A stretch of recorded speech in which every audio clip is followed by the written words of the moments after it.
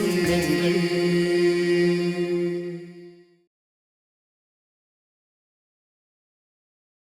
அரவிந்த் சர்மாவோட பொண்டாட்டியோட பேங்க் அக்கவுண்ட்ல 3 லட்சம் ரூபாயை நீ போடு. 3 லட்சமா? இவங்களுடைய அக்கவுண்ட்ல லட்சக்கணக்கில் பணம் வந்திருக்கு. இதுக்கு என்ன அர்த்தம்னு புரிஞ்சுக்கிறது? இவங்களுடைய புருஷனுடைய வேலையில இவங்களுக்கு சமமான பங்கு இருக்கு. நித்யா, ஒரு நிமிஷம். உன்னோட ஸ்டவ்ல இருந்து கெரோசின் கொட்டி கிச்சன் மொத்தம் வழிஞ்சிருக்கு. நான் திரும்பி வந்து எல்லாத்தையும் சுத்தம் பண்ணிடுறேன்க்கா. இப்போ நான் கிளம்புறேன். ஏன்னா உங்களுடைய ஹஸ்பண்டோட அக்கவுண்ட்ல இருந்து இவங்க அக்கவுண்ட்டுக்கு எந்த பணம் போயிருக்கோ அது ஹவாலா பணம். இப்ப என்னோட கேள்வி என்னன்னா, உங்களுடைய so called civil engineer husband கிட்ட ஹவாலா பணம் எங்க இருந்து வந்துச்சு? சரி, நான் என்னோட ஹஸ்பண்டை இங்க கூட்டிட்டு வரேன். இப்போ உங்களாலையும் இங்க இருந்து எங்கேயும் போக முடியாது.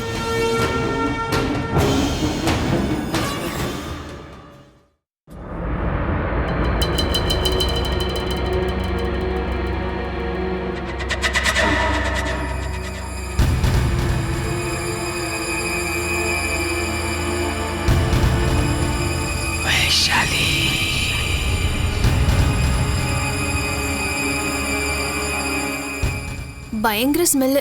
என்ன பண்ணாலும் இது போகவே மாட்டேங்குது. நித்யா எப்படிதான் இதை மறந்தாலும் தெரியல. ஆமாக்கா, இந்த ஸ்மெல் எப்போ போகும்னு தெரியல. நான் வேணா இன்னும் கொஞ்சம் ஃபெனாயில் ஊத்தவா? ஆ,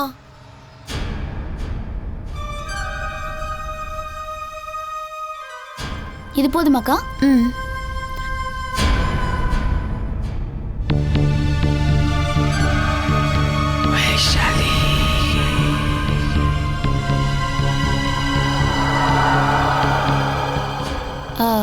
அக்கா, ஆ, நான் இப்பவே வந்துடுறேன். ஆ. ம்.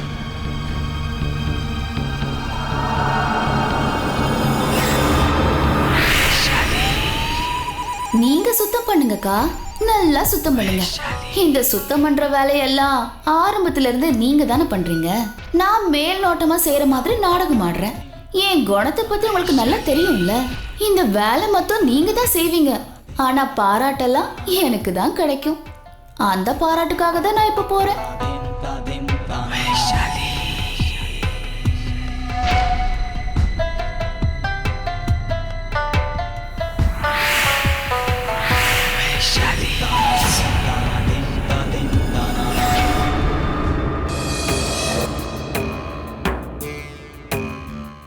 ஒரு வழியா கிச்சன் மொத்தம் சுத்தம் பண்ணியாச்சத்த. சோப்பு போட்டு எல்லாத்தையும் க்ளீன் பண்ணதுக்கு அப்புறம் தான் வாசனையே போச்சு. ரொம்ப டயர்டா இருக்க போல இருக்கு வைஷாலி. நீயே எல்லா வேலையும் தனியா செஞ்சே, ரோகிணியும் கூட கூப்பிட்டுருக்கலாம்ல. அத்தை, அக்கா நாள் பூரா வேலை செஞ்சுட்டு இருக்காங்க. இந்த வேலையும் அவங்க கிட்ட கொடுக்க எனக்கு மனசு வரல அத்தை. அதான் நானே செஞ்சுட்டேன். வாங்க சார், வாங்க. Okay okay.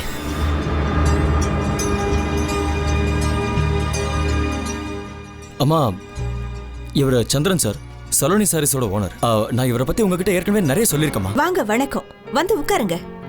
ப்ளீஸ் உட்காருங்க. தேங்க்யூ. வைஷாலி, நான் போய் டீ கொண்டு வரேன். இல்ல டீ எல்லாம் ஒன்றும் வேணாம். வரும்போது ஹோட்டல்ல டீ டிஃபன்லாம் சாப்பிட்டு தான் வரோம். அப்புறம் அம்மா, நான் சார்கிட்ட பேசிட்டேன். இவர் நமக்கு சரக்கு கிரெடிட்ல கொடுக்குறேன்னு சொல்லிட்டாரு. அதோடு சேர்த்து நமக்கு ஒரு அட்வர்டைஸ்மெண்ட் பட்ஜெட்டும் கிடைக்க போதுமா? அந்த பட்ஜெட் வச்சு நம்ம என்ன வேணா செய்யலாம். அக்கார்டிங்லி, அதாவது இந்த ஊரோட டிமாண்டை மனசுல வச்சுக்கிட்டு நம்ம ஒரு கமர்ஷியல் ஈவென்ட் கூட செய்யலாமா? அதாவது விளம்பரம் கொடுக்கலாம். அது நம்ம பிசினஸ்க்கு நல்லதுமா? அப்படியா? கேட்கறதுக்கே ரொம்ப சந்தோஷமா இருக்குங்க. எனக்கு முழு நம்பிக்கை இருக்குங்க. நீங்களும் நாங்களும் ஒன்னா சேர்ந்து சலூனி சாரிய பெரிய கடையாக்கலாம். நிச்சயமா. Excuse me.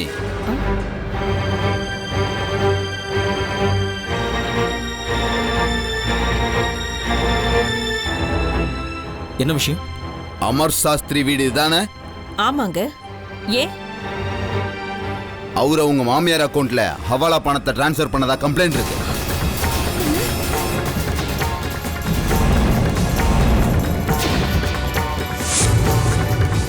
அந்த விஷயமா தான் போலீஸ் உங்ககிட்ட விசாரிக்க வந்திருக்கோம்.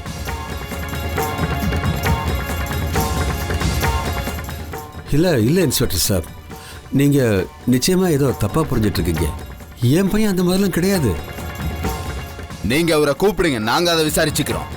இப்போ அவன் ஆபீஸ்ல இருப்பான் இன்ஸ்பெக்டர். அப்ப பரவாயில்ல விடுங்க. அவர் எங்க இருந்தாலும் நாங்க தேடி கண்டுபிடிச்சிக்கிறோம். அப்ப ஆபீஸ் அட்ரஸ் கொடுங்க. இது அண்டர்வேல் சம்பந்தப்பட்ட விஷயம்.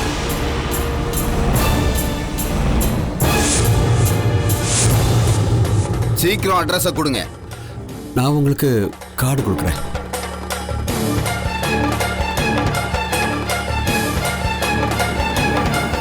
சிவில் இன்ஜினியரா? இன்ஜினியரா? இப்பெல்லாம் படிச்சவங்க தான் இந்த மாதிரி வேலையெல்லாம் செய்யறாங்க. எனிவே பாத்துக்கிறோம், வா போலாம்.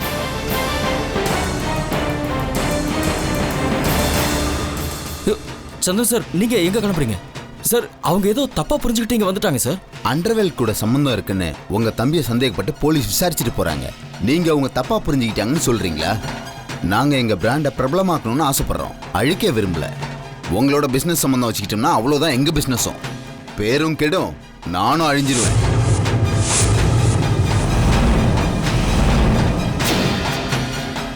தயவு செஞ்சு என்ன நீங்க மன்னிச்சிருங்க. சந்திரன் சார், ஒரு நிமிஷம்.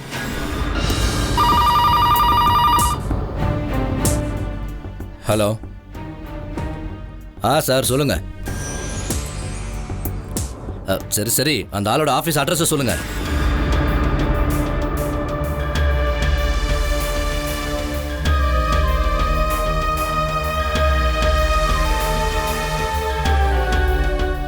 நித்யா ரொம்ப வேகமா போனதை பார்த்து எனக்கு அப்பவே சந்தேகம் ஏற்பட்டுச்சு. நிச்சயமா ஏதோ பெரிய பிரச்சனைன்னு அப்பவே நினைச்சேன். ஏமா நித்யா, இவங்கெல்லாம் சொல்ற மாதிரி எப்படிமா உங்க மனசுல இப்படி ஒரு நினைப்பு வரலாம்? உங்க மாப்பிள்ளைய இவ்வளவுதான் புரிஞ்சு வச்சிருக்கீங்களா? உங்க மனசுல கை வச்சு சொல்லுங்கம்மா. அமர் அப்படிப்பட்டவராமா? எனக்கு பதில் சொல்லுங்கம்மா. அமரால இப்படி ஒரு காரியத்தை பண்ண முடியுமா? இல்லம்மா நித்யா, நான் அமர் மேல எந்த சந்தேகமும் படல. ஆனா என்னோட அக்கவுண்ட்ல அவ்வளவு பெரிய பணத்தை போட்டது மாப்பிள்ள தானே? ஆமாம்மா, நிச்சயமா அவர்தான் போட்டாரு. அம்மா, யார் என்ன வேணாலும் சொல்லட்டும், மொத்த ஆதாரமும் அவருக்கு எதிராக இருந்தாலும் சரி,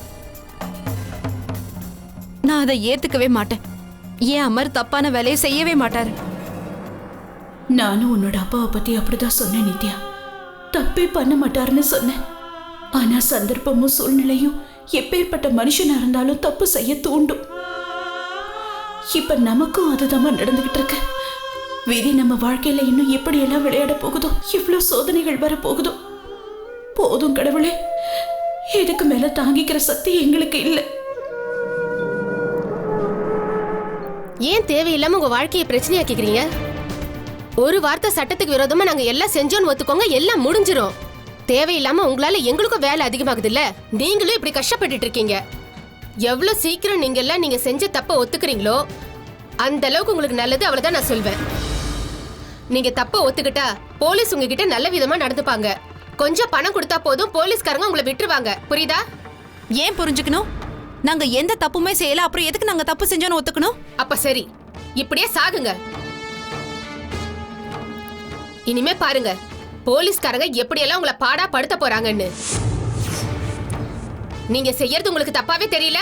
பார்லர்னு போர்டை போட்டுட்டு தப்பான காரியம் பண்ண வேண்டியது, ஹவாலா பணத்தை இங்க இருந்து அங்க டிரான்ஸ்ஃபர் பண்ண வேண்டியது, அப்புறம் அண்டர்வேல்டு கூட கனெக்ஷன், இந்த நாட்டோட சட்ட திட்டங்களை உடைச்சி இந்த நாட்டுல கலவரத்தை ஏற்படுத்த முயற்சி பண்றது, இதெல்லாம் உங்களுக்கு குற்றமா தெரியல?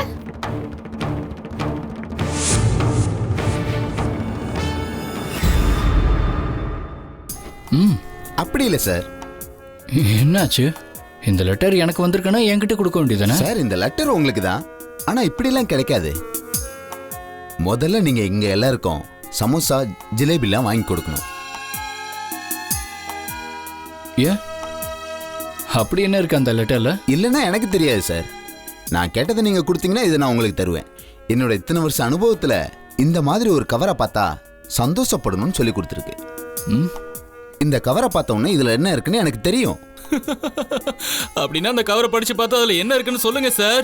ஒருவேளை அந்த லெட்டர்ல அமருக்கு ப்ரமோஷன் கிடைச்சிருச்சுன்னு இருக்கா? கரெக்டா சொன்னீங்க சார், அதான் எழுதி இருக்கு. அதனால தான் சொல்றேன் எல்லாருக்கும் பார்ட்டி கொடுங்கன்னு. ஆமா ஆமா, எங்க எல்லாருக்கும் கூட பார்ட்டி வேணும். அமர் சீக்கிரம் அவன் கேட்ட மாதிரி அவனுக்கு சமோசாவுக்கும் ஜிலேபிக்கும் பணம் கொடுப்பா. இப்போதைக்கு நாங்க அதை வச்சு அட்ஜஸ்ட் பண்ணிக்கிறோம். ஆனா சாயந்தரம் பெரிய பார்ட்டியா கொடுக்கணும். என்ன சாயந்தரம் யார் இவரை விட்டாங்க? ஆமா, கலக்கலா இருக்கணும் பார்ட்டி.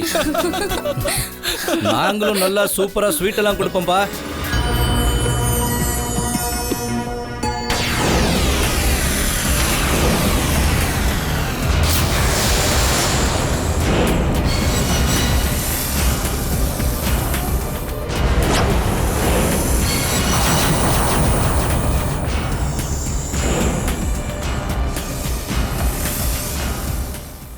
என்ன இன்ஸ்பெக்டர்? ஆனா நாங்க கொடுக்குற ஸ்வீட்டு கிரிமினலுக்கு பிடிக்காதே.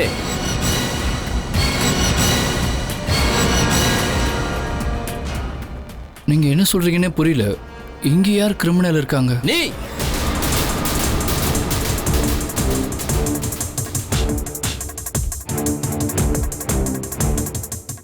என்ன வளர்றீங்க நீங்க? போலீஸ் ஸ்டேஷனுக்கு வா, எல்லாத்தையும் சொல்றேன். இல்லனா இங்கவே எல்லாரும் முன்னாடி சொல்லவா? எல்லாரும் உங்களை ரொம்ப டீசென்டானவங்க நினைக்கிறாங்க. என்ன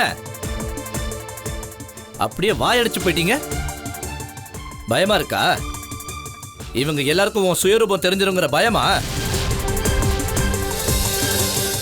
இவ்வளவு பெரிய ஆபீஸ்ல நீ வேலை செய்யற, தினம் காலையில கோர்ட்டு ஷூட்டெல்லாம் போட்டுக்கிட்டு கரெக்டா வேலைக்கு வந்துடுற. ஆனா இதுக்கு பின்னாடி ஒரு தப்பான வேலையை செஞ்சுக்கிட்டு என்ன உங்க இஷ்டத்துக்கு பேசிட்டு இருக்கீங்க நீங்க? நான் படிச்ச ஒரு குவாலிஃபைட் இன்ஜினியர். நான் என்னோட ஆபீஸ் வேலை மட்டும் தான் செய்றேன். நான் என்ன கெட்ட வேலை செய்றேன்னு சொல்றீங்க நீங்க? பயமுட். போலீஸ்க்கு அதிகப்படியான கோபம் எப்ப வரும் தெரியுமா? ஒரு கிரிமினல் அவன் வாயால நான் என்ன தப்பு பண்ணேன்னு கேட்கும்போது தான். எந்த ஆதாரமும் இல்லாம என் மேல இவ்வளவு பெரிய பழிய போடுறதுக்கு உங்களுக்கு எந்த உரிமையும் கிடையாது. எவன் சொன்னான்? உன்ன மாதிரி ஒரு கிரிமினலை எந்த ஆதாரமும் இல்லாம நான் எப்ப வேணாலும் அரெஸ்ட் பண்ண முடியும். நான் என்ன தப்பு பண்ணேன்னு சொல்றீங்க நீங்க? என்ன தப்பு பண்ணேனா? அநியாயத்துக்கு நல்லவனா நடிக்கிறியே மிஸ்டர். அண்டர் வேர்ல்டோட உனக்கு கனெக்ஷன் இருக்கு.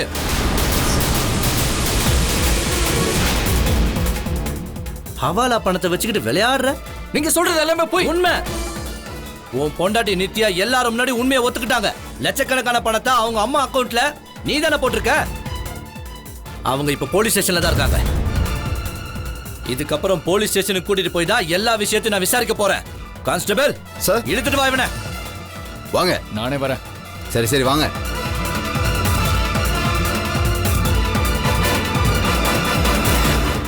இங்க இருக்கிற 3 பேரையும் எந்த குற்றத்துக்காக அரெஸ்ட் பண்ணிருக்கீங்க? அரவிந்த் சர்மாவை எந்த குற்றத்துக்காக கைது பண்ணோமோ அதே குற்றத்துக்காக தான் இவங்களை கைது பண்ணிருக்கோம்.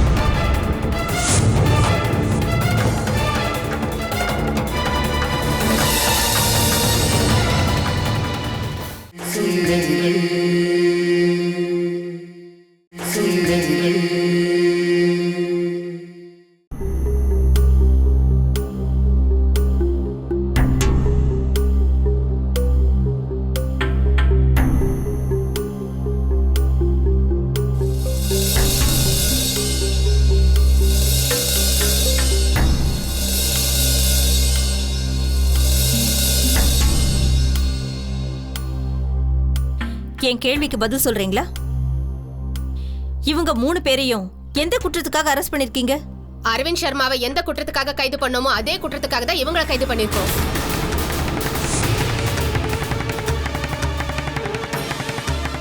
அது மட்டும் இல்லாம இந்த தடவை எங்களுக்கு பக்கா ஆதாரம் கிடைச்சிருக்கு.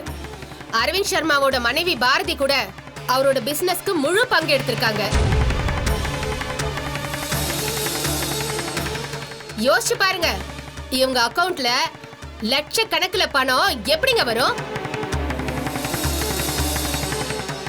யாரோ தானே உங்க அக்கவுண்ட்ல பணத்தை போட்டிருக்காங்க. ஆமாங்க, ஏன் புள்ள தான் இவங்க அக்கவுண்ட்ல பணத்தை போட்டான். கரெக்டா சொன்னீங்க.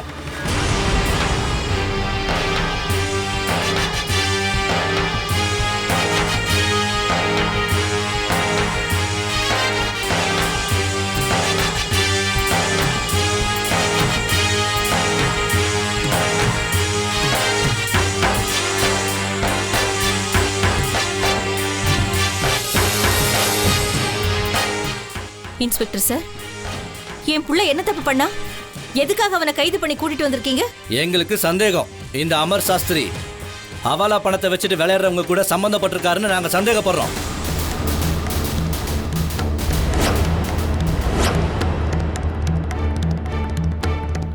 என்ன உங்க இஷ்டத்துக்கு உளறீங்க? இப்பதானே நீங்களே சொன்னீங்க தன்னுடைய மாமியார் அக்கவுண்ட்ல உங்க பையன் தான் பணத்தை போட்டாருன்னு நீங்க தானே சொன்னீங்க. அவர் போட்டது ஹவாலா பணம் மேடம். நிச்சயமா கிடையாது. அவன் தன்னோட பிஎஃப் பணத்தை தான் எடுத்து அந்த அக்கவுண்ட்ல போட்டான். வேணும்னா நீங்களே செக் பண்ணி பாருங்க. நாங்க என்னெல்லாம் செக் பண்ணணுமோ அதை எல்லாம் பண்ணிட்டோம். இப்ப மிச்சம் இருக்கிறதையும் நாங்க கண்டிப்பா செக் பண்ணுவோம். இப்போதைக்கு உங்க தகவலுக்காக வேணா சொல்றேன், உங்களுடைய மகன் இவங்க அக்கவுண்ட்ல எவ்வளவு பணம் போட்டாரோ அதுல நிறைய ஹவாலா பணமும் சேர்ந்துருக்கு. அதுக்கப்புறம் உடனே பல லட்சம் ரூபாய் பணம் இவங்க அக்கவுண்ட்ல டெபாசிட் ஆயிருக்கு. அதுவும் ஒரு கொடூரமான கிரிமினலோட அக்கவுண்ட்ல இருந்து வந்திருக்கு. அவனை 1 வருஷமா போலீஸ் தேடிக்கிட்டு இருக்கு.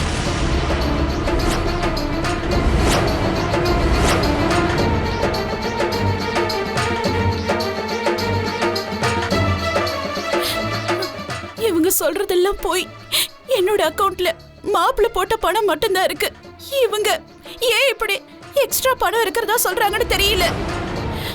ஒருவேளை என் வார்த்தையில உங்களுக்கு நம்பிக்கை இல்லைன்னா என்னோட பேங்க் கேஷியருக்கு ஃபோன் பண்ணி கேட்டு பாருங்க. ஏன்னா அவரு தான் என்னோட அக்கவுண்ட் பாஸ்புக்ல மாப்பிள்ள போட்ட பணத்தை என்ட்ரி போட்டு கொடுத்திருக்காரு. ஒரு நிமிஷம்.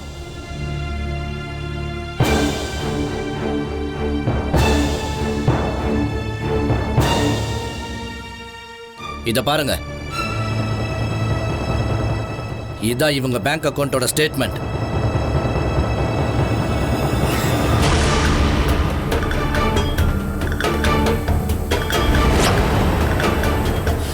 என்ன தேவியா இது? என்னங்க இதெல்லாம் இருக்கு?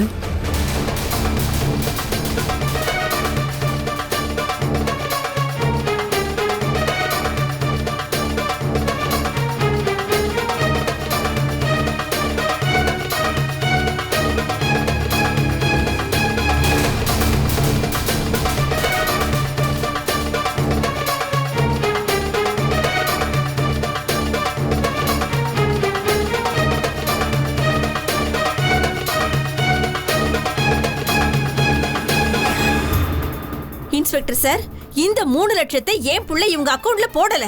யாரு போட்டாங்களோ அவங்கள போய் நீங்க கேளுங்க. ஏன் புள்ள எதுக்காக அரெஸ்ட் பண்றீங்க? ஏன்னா இன்னும் எதுவும் நிரூபிக்கப்படல. இவங்க அக்கவுண்ட்ல பல லட்சம் ரூபாய்க்கு மேல இவர் தான் போட்டாரான்னு தெரியல. புரியுதா? இதோ பாருங்க, நான் உங்ககிட்ட ஏற்கனவே சொல்லிட்டேன், யாருடைய அக்கவுண்ட்ல இருந்து பல லட்சம் ரூபாய் இவங்க அக்கவுண்ட்டுக்கு வந்திருக்கோ அது ஒரு பயங்கரமான கிரிமினலுடைய அக்கவுண்ட். போலீஸ் 1 வருஷமா அவனை தேடிக்கிட்டு இருக்கு. அமர் சாஸ்திரிக்கும் அண்டர் வேர்ல்டுக்கும் எந்த சம்பந்தமும் இல்லைன்னு எங்களுக்கு தெளிவா தெரியற வரைக்கும் இவரையும் நாங்க எங்க கஸ்டடியில தான் வச்சிருப்போம்.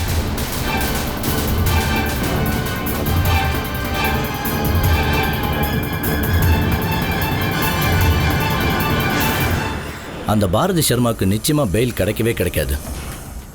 ஒருவேளை கிடைச்சாலும் மறுபடியும் ஒரு கேஸை போட்டு நான் உள்ள தள்ளிடுறேன்.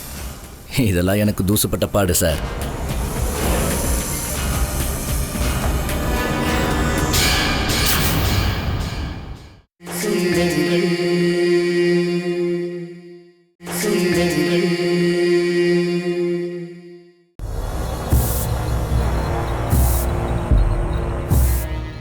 அப்புறம் இவங்களை நல்லா கவனமா பார்த்துக்க.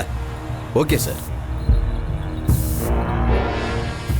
ஹலோ சக்சேனா சார், இப்போ நீங்க எங்க தான் இருக்கீங்க? எவ்வளவு நேரமா நான் உங்களுக்காக வெயிட் பண்ணிட்டு இருக்கேன். ஆமா சார், சீக்கிரம் வாங்க. பேப்பர்ஸ் எல்லாத்தையும் கொண்டு வாங்க. சரிங்க. சரி, ஆனா கவனமா இரு. மேல இருந்து ஏதாவது பிரஷர் வந்தா சந்தேகங்கிற பேர்ல அந்த பாரதி சர்மாவை தான் நீ எப்பவும் டார்கெட் பண்ணணும். இந்த கேஸ்ல நீ கொஞ்சம் கூட லூஸ் விடவே கூடாது. ஒருவேளை நீ விட்ட மறுபடியும் புதுசா யாரையாவது இதில் இழுக்க வேண்டி வரும். இந்த சிச்சுவேஷன்ல அது அவ்வளோ ஈஸியும் கிடையாது. புரியுதா? புரியுது சார், நீங்க கவலைப்படாதீங்க. பாரதி சர்மாவுக்கு பெயில் கிடைக்கவே கிடைக்காது. அப்படியே பெயில் கிடைச்சிட்டாலும் வேற ஏதாவது கேஸை போட்டு மறுபடியும் உள்ள தள்ளிடுறேன். இதெல்லாம் எனக்கு தூசுப்பட்ட பாடு சார். ஆமாம் சார். Okay sir.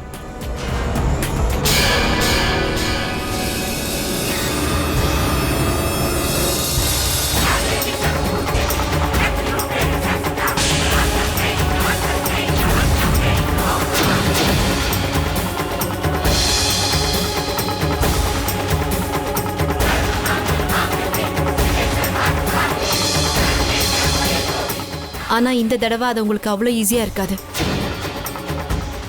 எங்க அம்மாவை எப்படி நீங்க தொந்தரவு பண்றீங்கன்னு நானும் பாத்துறேன். முதல்ல நீங்க என்னோட அப்பாவை இந்த பிரச்சனையில மாட்டி விட்டீங்க. இப்ப என்னோட அம்மாவையும் தங்கச்சியும் மாட்டி விடுறீங்க. ஆனா இந்த தடவை உங்களோட கேவலமான விளையாட்டு என்னோட அம்மாவையும் தங்கச்சியும் பகடக்காய ஆக்க முடியாது. ஏன்னா நான் அப்படி நடக்கவும் விட மாட்டேன்.